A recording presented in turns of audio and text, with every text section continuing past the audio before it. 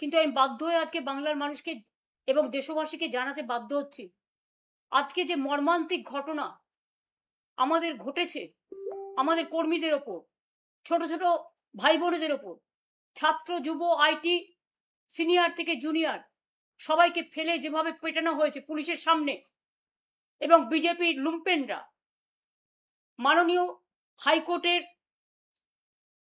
Permission নিয়েই এই মিছিলটা 3বার change হয়, তারপরে হাইকোর্টের পারমিশন নিয়ে কল্যাণ ব্যানার্জি হাইকোর্টে লড়েন এবং হাইকোর্ট আজকে ওনাদের পারমিশন দিয়েছিলেন, এবং সেই পারমিশন নিয়ে ওদের মিছিল করার যখন কথা, আজ আমি সকাল থেকে দেখছি সকাল 6টা থেকে পুরো এলাকায় কালীঘাট থেকে গড়িয়াহাট পর্যন্ত ডিজে বাজাচ্ছে জোরে জোরে।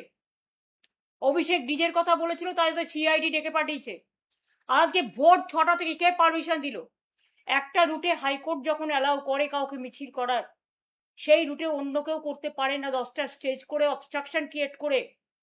বিজেপির গুন্ডারা আমার বাড়ির সামনে আজকে সকালবেলায় প্রায় 400-500 মোটর বাইক, হেলমেট ছিল না, কেউ বসে কেউ দাঁড়িয়ে, আমাকে থ্রেট করতে করতে আমার পাড়া দিয়ে বারবার যাতায়াত করছিল। আমি কিছু মাইন্ড করিনি, কিন্তু যখন দেখলাম আমাদের কর্মীরা হাজরা থেকে হাজরা পর্যন্ত বালিগঞ্জ ফাঁড়ি থেকে হাইকোর্টের পারমিশন নিয়ে, এমনকি মাইক্রোফোন ইউজ করতে বারণ করেছে হাইকোর্ট, আমরা সেটাও করতে দিইনি, কয়েকটা হ্যান্ড মাইক নিয়ে তারা একটা মিছিল করছিল এবং তারা প্রতিবাদ জানাচ্ছিল। বারুইপুর থেকে দুর্গাপুর, মিদনাপুর থেকে শিলিগুড়ি, শিলিগুড়ি থেকে কুচবিহার, বেহালা থেকে সোনারপুর, সব মেয়েদের উপর অত্যাচার, ধর্ষণ, এবং সাধারণ মানুষ আজকে আতঙ্কিত। হকার থেকে শুরু করে, দোকানদার থেকে শুরু করে, মিড ডে মিল থেকে শুরু করে, ওয়ার্কাররা থেকে শুরু করে সবাই আজকে আক্রান্ত। তাই প্রতিবাদ করে একটা শান্তিপূর্ণ মিছিল করার পারমিশন হাইকোর্ট আমায় দিয়েছিল। আমি নিজে যেতে পারতাম, কিন্তু আমি যাইনি এই কারণে, কারণ আমি গেলে ভিড়টা অনেক 10 ডবল বেশি হতো। আমরা হাইকোর্টের রুলটাকে অবমাননা করতে চাইনি। তাই আমার কাছে খবর আসছিল সকাল থেকে পুরো এলাকায় বিজেপি লুম্পেন দিয়ে, ভাড়াটিয়া গুন্ডা দিয়ে পুলিশ আগে থেকেই ওদের অ্যারেঞ্জমেন্ট করে রেখে দিয়েছিল। যে পুলিশ ধর্ষণ রুখতে পারে না, নির্যাতন রুখতে পারে না, হত্যা রুখতে পারে না, খুন রুখতে পারে না, সব রাজনৈতিক দলের ওপর যে অত্যাচার চালাচ্ছে, বাংলাটা পুরো ললেসনেস হয়ে গেছে আর শুধু ধমক চমকের রাজনীতি চলছে। পুলিশ আজকে পুলিশি রাজ তৈরি করে, আমি পুলিশের এই তাণ্ডব কখনো দেখিনি। আমিও পুলিশ চালিয়ে এসেছি, প্রশাসন চালিয়ে এসেছি, তাদের প্রতি আমার শ্রদ্ধা অটুট রয়েছে। কিন্তু আপনারা হাইকোর্টের রায়ও মান্য করছেন না। হাইকোর্টের রায় মান্য করে আপনারা তো মিছিলটা শান্তিপূর্ণভাবে করতে দিতেন, কেন মিছিলের মধ্যে বিজেপিকে ঢুকতে অ্যালাউ করলেন? এবং সারা রাস্তা জুড়ে মেয়েদের গোপনীয় পার্টস থেকে শুরু করে সারা শরীরে আপনারা মেরেছেন, লাঠি দিয়ে, রড দিয়ে, ইট দিয়ে, আরো কিছু কিছু জিনিস দিয়ে, যেগুলো বলতে আমার লজ্জা লাগে। আমি ধিক্কার জানাই। আমি বাংলার সচেতন মানুষ, শিক্ষিত মানুষ, সভ্য মানুষ, মানবিক মানুষ, সবাইকে আবেদন করব, অনেকদিন চুপ করে আছেন, আর চুপ করে থাকবেন না। মনে রাখবেন, আগুন যদি কারো বাড়িতে লাগে, সেই আগুনটা কিন্তু সবাই চারিদিকে ছড়িয়ে যায়। আমরা আগুন লাগাতে চাই না, আমরা আগুনটা নেভাতে চাই। তাই আপনাদেরও আজকে দায়িত্ব প্রতিরোধ করা, প্রতিবাদ করার। এবং আমি প্রায় 25 জনকে হসপিটালে পাঠানোর ব্যবস্থা করলাম। তাও পুলিশ ব্যারিকেড করে রেখে দিয়েছে রাস্তায়, যাতে গাড়িগুলো যেতে না পারে। আমি জানি না হাসপাতালে তারা গেছে আদৌ তারা ট্রিটমেন্ট পাবে কিনা, এবং হয়তো একটু লুকোপ্লাস্টার বেঁধে দিয়ে হসপিটাল পুলিশের কথায় যোগ্য ট্রিটমেন্ট না করে তাদের ফিরিয়েও দেবে, এটাও আমার জানা আছে। তা সত্ত্বেও একটা আইনজীবীদের টিম, সৌগত রায়, বৈষ্ণব চ্যাটার্জি সহ, তারা সকলে এসএসকেএমে গেছে তাদের ট্রিটমেন্ট করার জন্য। অনেকে দম বন্ধ হয়ে আসছে মারের চোটে, মেয়েরা দম ফেলতে পারছে না, নিঃশ্বাস বন্ধ হয়ে যাচ্ছে।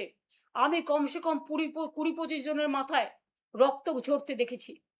এবং যখন শুনলাম মেয়েদের আটকে বিজেপি হাজরায় পেটাচ্ছে, আমি নিজে বাড়ি থেকে বেরিয়ে যাচ্ছিলাম, আমি জাস্ট একটুখানি যাওয়ার পরে দেখছি তারা আসছে আহত অবস্থায়। আমাদের কর্মীরা তাদের উদ্ধার করেছে, পুলিশ করেনি। এবং পুলিশের এই নির্লিপ্ত ভূমিকা, আমি জানি না, আইনের শাসন যদি আপনারা রক্ষা করতে না পারেন, মনে রাখবেন কিছু ক্ষতি হলে দোষটা কিন্তু আপনাদের ওপর দিয়ে রাজনৈতিক নেতারা ছেড়ে দেবে সবটা আপনাদের ঘাড়ে। তখন কিন্তু আপনাদের এটা ফেস করতে হবে। আমার হাত জোর করে আবেদন থাকবে প্রশাসনের কাছে, প্লিজ এক পক্ষ না হয়ে নিরপেক্ষ থাকুন। মা বোনেদের অত্যাচারের হাত থেকে বাঁচান, হকারদের বাঁচান, বেকারদের বাঁচান, গ্রাম বাংলাকে বাঁচান, কলকাতাকে বাঁচান। আর অত্যাচার, আর অনাচার, আর ব্যভিচার আমরা গত 2 মাস ধরে লক্ষ্য করছি। আর কতদিন, আর কতদিন, আর কতদিন, আর কতবার, আর কতবার, আর কতবার অপেক্ষা করারও তো একটা লিমিট আছে। আপনারা কি চান আমাদের কন্ট্রোল করতে? আপনারা আমাকে নজরবন্দি করে রেখে দিয়েছেন, প্রায় বেরোতেই দিচ্ছেন না, গাড়ি যাতায়াত করতে দিচ্ছেন না, আমাদের কোনো গাড়ি। অন্যদের অ্যালাউ করছেন বিজেপিকে উইদাউট পারমিশন। কি করে তাদের বাইক মিছিল অ্যালাউ করে আমার বাড়ির সামনে আমার পিতা মাতা পুরো সব তুলে গালিগালাজ এবং নানা রকম ভূমিকা করা হচ্ছে, তাণ্ডব চালানো হচ্ছে, আর আপনারা স্পেশাল ব্রাঞ্চের লোকেরা আনঅফিসিয়ালি তাদের অ্যালাউ করছেন, লোকাল পুলিশ অ্যালাউ করছেন। আমার অনুরোধ থাকবে, প্লিজ এগুলো করবেন না।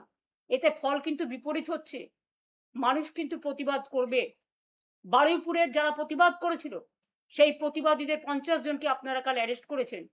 আমি শুধু মনে করিয়ে দিই, আরজি কর নিয়ে অনেক প্রতিবাদ হয়েছে, আমিও রাস্তায় মিছিল করেছি, সবাই করেছেন, আমরা কিন্তু একজনকেও অ্যারেস্ট করিনি। তার কারণ গণতন্ত্রের প্রতিবাদ করার, প্রতিরোধ করার ভূমিকা আছে। আর আপনারা ভুলে যাবেন না, আপনারা অনেকবার নবান্ন অভিযান করে অনেক ইট পাটকেল মেরেছেন, কিন্তু কোর্টের পারমিশন ছিল বলে আপনাদের আমরা অ্যালাউও করেছি 144 ধারা থাকতে সত্ত্বেও। আর আজকে যেখানে মিছিল হয়েছে কোনো 144 ধারা ছিল না, এবং 3 বার পুলিশ ক্যান্সেল করেছেন। তারপরেও হাইকোর্টের মাননীয় বিচারপতির আদেশেই আমরা পারমিশন পেয়েছিলাম, এবং কোর্টের পারমিশন সত্ত্বেও আপনারা কোর্টের আইনও মানছেন না। তার মানে কি মানুষ বিচার পাবে না?